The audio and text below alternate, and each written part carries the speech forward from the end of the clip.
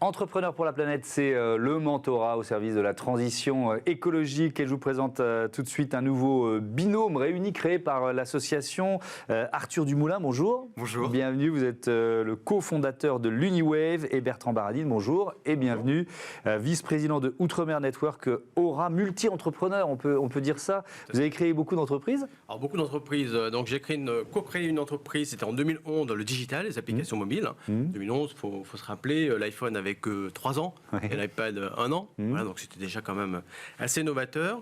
Et ensuite, donc on avait vendu l'entreprise à une boîte de marketing à Lyon, et ensuite j'ai co-créé une autre société donc, dans les jeux. Voilà, ça n'a pas bien marché, mais c'est ça aussi l'entrepreneuriat, c'est les hauts et les bas. C'est pour ça qu'on est aussi mentor. Et l'année prochaine, je vais relancer une nouvelle société. Bon. On en reparlera dans notre sujet. Pourquoi pas. Est-ce que vous vous êtes dit, pendant cette vie d'entrepreneur, de temps en temps, tiens, j'aurais eu besoin d'un mentor, de quelqu'un pour m'épauler, me conseiller? Alors, écoutez, j'ai la chance moi-même d'avoir aussi des mentors, voilà, donc depuis très longtemps. Donc, je pense que c'est ça qui fait la richesse, en tout cas, quand on entreprend dans la vie, d'avoir toujours aussi un effet miroir. Voilà, donc c'est important. Et quand j'ai eu l'occasion, effectivement, de rencontrer donc Arthur par le biais de l'association Entrepreneur pour la planète, j'ai tout de suite dit oui, pour pouvoir aussi accompagner donc en tant que mentor l'Uniwave. C'est quoi l'Uniwave? Présentez-nous l'idée. L'Uniwave, c'est l'écologie pour le tourisme. En fait, le constat, il est simple, c'est que ce secteur, il est en retard dans sa transition écologique. Pourquoi? Parce que c'est le secteur du bien-être et du confort. On va à l'hôtel pour se faire plaisir. Et l'idée de l'Uniwave, c'est vraiment de ne jamais contraindre, de ne jamais rien imposer, mais de récompenser pour les bonnes actions. Un peu une dose de positivité et d'espoir. Et alors ça marche quoi? C'est quoi? C'est sur la gestion de l'eau dans nos chambres d'hôtel, c'est ça? Exactement. En fait, on a ciblé l'un des plus gros foyers, notamment à l'hôtel, et avec un dispositif innovant que j'ai ici. L'idée, c'est vraiment en fait d'aller challenger la consommation des utilisateurs, de faire un suivi en temps réel, et après, et c'est le plus important, de venir récompenser ces bonnes actions. D'accord. Et c'est une histoire d'amitié aussi. Vous êtes 3 copains, c'est ça, à avoir créé l'entreprise? 3 copains, on s'est rencontrés à l'école et on était en colocation, le Covid, et on avait envie de lancer notre transition écologique. Et en fait, on l'a fait par une petite chose. On mettait des croix pour toutes nos bonnes actions sur un tableau dans notre cuisine. Et à la fin du mois, celui qui avait fait le plus de bonnes actions, on s'offrait une bière et on était content. C'est bien. Toujours inventer de bonnes raisons d'aller boire des coups avec des copains. Exactement. En toute modération, évidemment. Qu'est-ce qui vous a séduit, Bertrand Baradine, dans le projet de l'Uniwave? Est-ce que c'est la personnalité des cofondateurs, l'idée? Qu'est-ce qui vous a séduit? Alors, il y a 2 choses. Il y a la première chose, évidemment, donc, quand on m'a présenté l'association des 3 associés, à la base, ils sont 3 associés. Donc, c'est toujours cette fougue d'entrepreneuriat innovante pour pouvoir aller accompagner les entreprises, donc les hôtels, entre autres, sur la transition donc écologique et moins consommer d'eau. Et la deuxième, c'est aussi sur l'aspect fait personnel, parce que moi, je suis très sensible à cette protection sur la planète, protection de l'eau.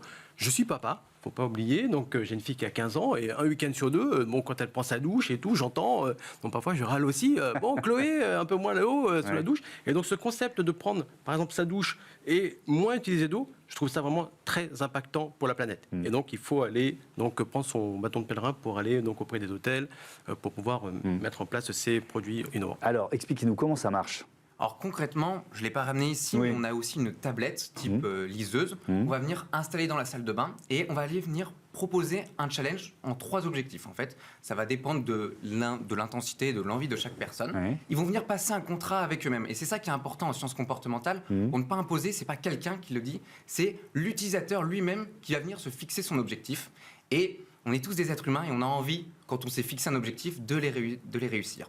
Et c'est là où cette partie-là arrive. Et on va venir faire un suivi discret avec 4 LED qui vont venir s'allumer en fonction de l'objectif. C'est de la couleur? C'est de la couleur verte. D'accord. On a mesuré que c'était celle qui était la moins contraignante et qui avait le plus d'efficacité. Et donc, si vous êtes fixé 80 litres, au bout de 20 litres, on a une première LED qui va venir s'allumer, une seconde, et ainsi de suite. Bien sûr, si vous dépassez, on n'est pas là pour contraindre ou quoi que ce soit. On ne va pas couper l'eau ou mettre de l'eau froide. On est à l'hôtel. Mais en fait, quelque part, on a ce côté de on veut respecter.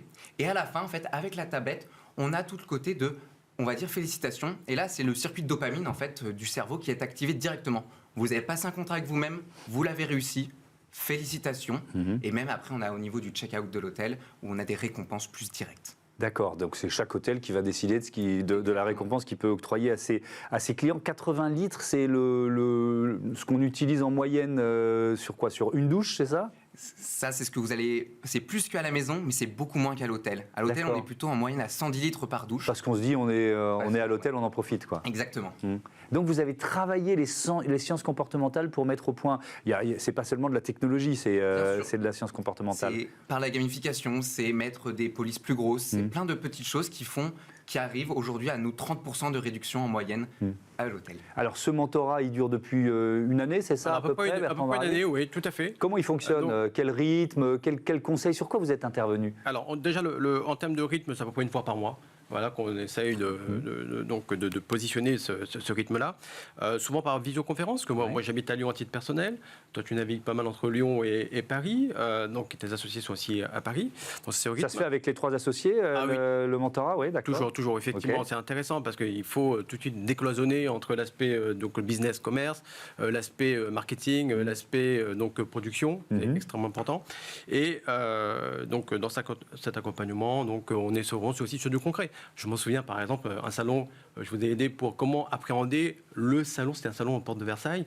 Donc, à un moment, l'idée est venue de carrément mettre une douche au salon porte de Versailles. De toute façon, elle ne fonctionnait pas, la douche, mais au moins, ça faisait un effet waouh. Ouais.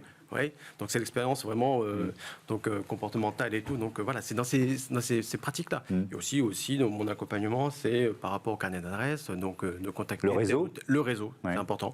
Voilà, je pense. Oui, effectivement, parce que quand on commence comme nous, on a un réseau qui est limité. Bien sûr. Et donc, c'est bien sûr s'entourer de plusieurs personnes. Bertrand en fait partie, avec l'idée de pouvoir rebondir et avoir des introductions auprès de personnes intéressées. Qu'est-ce que vous recherchiez, vous, dans cette expérience de mentorat?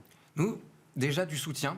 C'est-à-dire que c'est une épreuve d'entreprendre. Il y a des hauts, il y a des bas. Et donc, avoir quelqu'un qui nous suit, qui voit les hauts, qui nous rappelle ce qu'on a déjà accompli, ça, c'est des choses qui sont très importantes. Après, on a du côté opérationnel. Donc, voilà, sur des questions, Bertrand nous l'a déjà expliqué. Mais je pense que c'est aussi prendre du recul pour nous qui a été le plus important au sein de ces séances de 30 minutes, 40 minutes, où on va dire, on en est là. Et en fait, nous, on ne le fait pas si on n'a pas une personne extérieure. C'est avoir un regard un peu neutre d'une certaine façon, c'est ce que vous cherchez? C'est un regard neutre mais avisé. C'est-à-dire qu'on n'est pas obligé de réexpliquer là où on en est de A à Z. Il connaît très bien la solution, il connaît bien les enjeux business, les enjeux financiers, mais il n'est pas tous les matins dans l'entreprise. Et donc, en fait, ça reste un regard très important. Bertrand Baradine, est-ce que c'est si facile de rester neutre? Vous voyez ce que je veux dire? Parce que quand on est mentor, la relation, elle se crée, etc. Et puis, plus les mois avancent, plus on se sent investi dans l'histoire de l'entreprise. Non, mais c'est vrai, tout à fait, oui. Et il faut savoir, malgré tout, dire les choses parfois un peu de façon... Enfin, voilà, être cash, quoi. Exactement. En même temps, c'est une relation de partenaire à partenaire, entrepreneur à entrepreneur.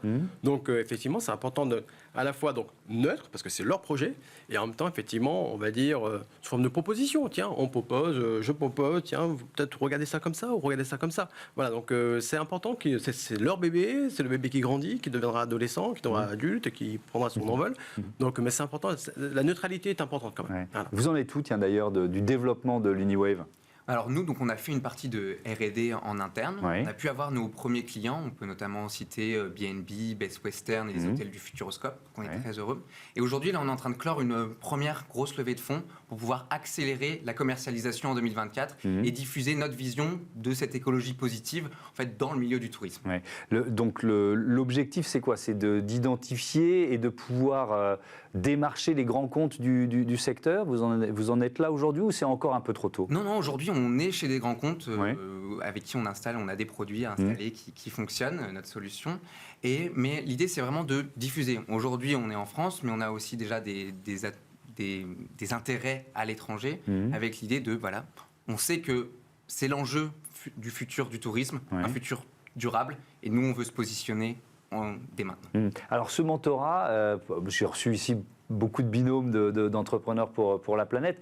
Ce que j'en retiens comme l'une des leçons, c'est que ça marche dans les deux sens. J'aimerais savoir ce que vous en retirez aussi. Tout à fait. Ce qu'ils appellent dans l'association donc le reverse mentoring. Moi, j'aime bien parler français, donc je l'ai dit en bon vieux français. Oui, non, mais c'est vrai, effectivement, en bon vieux français. Donc, vraiment, j'apprends beaucoup aussi, parce que déjà, on va dire pour deux choses. La première, c'est toujours cette énergie qu'on garde. Attention, j'ai 46 ans, donc il faut garder toujours cette belle énergie entrepreneuriale qui est en moi. Donc c'est important ce côté donc reverse mentoring.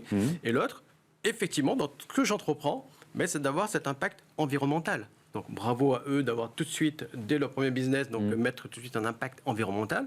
Moi, demain, l'entreprise que je vais cofonder, on est déjà dans un business où on sait qu'on va mettre en place donc de l'impact environnemental. On aura vraiment cette notion aussi de RSE. C'est plus facile d'ailleurs quand on crée son entreprise. C'est-à-dire que de cocher les différentes cases de la RSE, c'est plus facile que quand l'entreprise existe déjà, qu'il faut éventuellement repenser le modèle économique, etc. etc.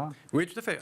Tout à fait. Parce que dès que vous partez d'une feuille blanche, j'allais dire, vous dites, OK, là, c'est une des valeurs. Voilà, vous allez créer, donc vous mettez plusieurs valeurs. Donc, entre autres, la valeur donc, RSE, la valeur donc, environnementale, impact positif. Oui. Donc, ça fait partie de la chaîne de valeur. Oui, Arthur Dumoulin, est-ce que ce produit, je pourrais l'utiliser chez moi ? Pour l'instant, vous avez ciblé le secteur hôtelier. Est-ce que vous vous dites que ça pourrait devenir un produit grand public ? Ça pourrait. Il a été vraiment conçu pour ce secteur parce qu'il a la particularité qui va s'adapter à chaque personne. À l'hôtel, vous y êtes pour 2 jusqu'à 7 jours. Oui. Et en fait, c'est sur cette période de temps qu'il est le plus efficace et qu'il a les meilleurs rendus. Merci beaucoup, merci à tous les deux d'être venus nous présenter ce mentorat d'entrepreneurs pour la planète autour de l'entreprise l'Uniwave. C'est l'heure de notre rubrique consacrée aux startups éco-responsables, c'est Smart Ideas. Tout de suite.